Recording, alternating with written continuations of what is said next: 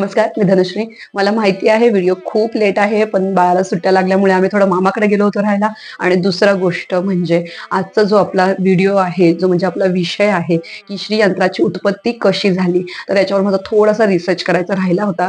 आणि रिसर्च म्हणण्यापेक्षा की मी कन्फर्म होणार होते की मी जे काही तुमच्यापर्यंत पोहोचवणार आहे ती गोष्ट खरी आहे का, हे कन्फर्म करण्यासाठी मी खूप सारा रिसर्च केला. आणि जेव्हा मी कन्फर्म झाले, मी शुअर झाले की हा, जे मी सांगणार आहे ते चुकीचं काही नाहीये, तरच मी आता ते तुमच्या पुढे शेअर करणार आहे. चला तर मग श्रीयंत्राची उत्पत्ती कशी झाली याची कथा जाणून घेऊया.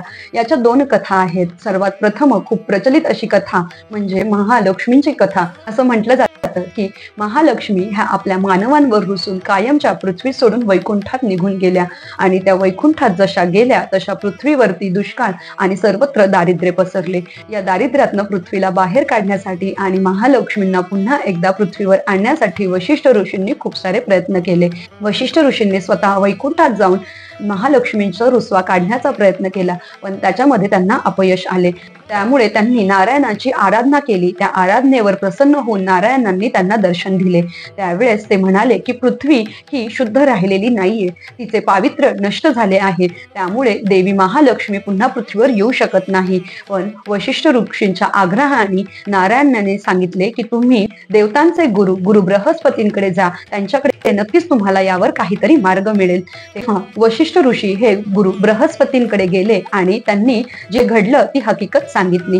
गुरु बृहस्पतींनी श्रीयंत्राची स्थापना केली आणि त्याची शिरशोत्तर पूजा केली. त्याची साधना जशी संपली तशा स्वतः महालक्ष्मी या पृथ्वीवर अवतरल्या आणि त्या म्हणाल्या की श्रीयंत्र माझी आत्मा, माझं हृदय श्रीयंत्रामध्ये वसतं, मी स्वतः या श्रीयंत्रात वसते, जेथे श्रीयंत्र तेथे मी.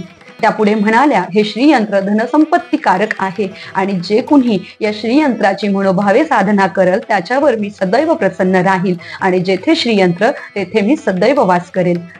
त्यावेळी भारद्वाज ऋषी म्हणाले, धातूंनी केलेले यंत्र आणि त्याच्यावर तंत्राने प्राणप्रतिष्ठापना केली तर अतिउत्तम. आणि यावर कनात ऋषी म्हणाले की श्रीयंत्र प्राणप्रतिष्ठित केलेले म्हणजे सुगंधित फुलासारखे आहे. जसे सुगंधित फुल आपला पूर्ण परिसर सुगंधित करते, तसे प्राणप्रतिष्ठित केलेले श्रीयंत्र आपला पूर्ण हा परिसर हा मंगलमय करत असतो.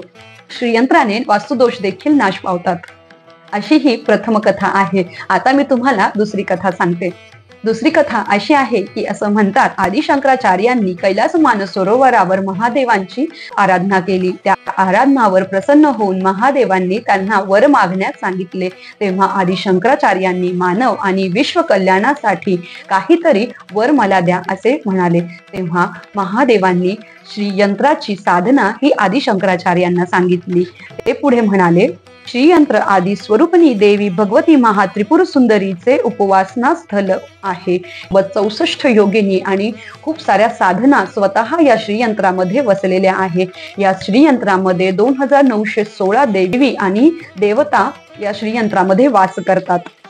या श्रीयंत्राच्या साधनेने आपल्या सर्व देवी देवतांचा आपल्याला आशीर्वाद मिळतो. म्हणून या यंत्राला यंत्र शिरोमणी यंत्रराज असे देखील म्हटले जाते. दत्तात्रय आणि दुर्वासा ऋषी याला मोक्षदायक यंत्र असे देखील म्हणतात. पुढे महादेव म्हणतात की शरीर आणि आत्मा जसे एकमेकांचे पूरक आहे, तसेच यंत्र आणि त्यावर केलेले मंत्र हे एकमेकांचे पूरक आहे. यंत्र म्हणजे शरीर आणि त्यावर केलेले मंत्र म्हणजे आत्मा आहे. आता यावरनं एक गोष्ट तुमच्या लक्षात आली आहे, ज्यांनी कोणी सप्तशती वाचली आहे त्यांना माहिती आहे की सर्व देवी या एकच शक्ती महाशक्तीतनं निर्माण झालेल्या आहेत. म्हणजे या श्रीचक्रनगर साम्राज्यामध्ये श्रीचक्रनगर साम्राज्ञी श्री ललिता महात्रिपुर सुंदरी हिचे स्वतःचे वास आहे आणि तिच्या सोबत तिच्या जितक्या काही शक्ती स्वरूपिणी आहेत त्या याच्यामध्ये सामावलेल्या आहेत. असे हे कल्याणकारी श्रीयंत्राची स्थापना प्राणप्रतिष्ठापना कशी करायची हे मी तुम्हाला पुढच्या व्हिडिओमध्ये नक्की सांगेन. अशाच नवनवीन व्हिडिओसाठी आयडियासाठी माझ्या चॅनलला सबस्क्राईब करा. आणि काही क्वेरीज असेल, काही सजेशन असेल तर कमेंट करा. माझ्या या व्हिडिओला लाईक करा, माझ्या चॅनलला सबस्क्राईब करा.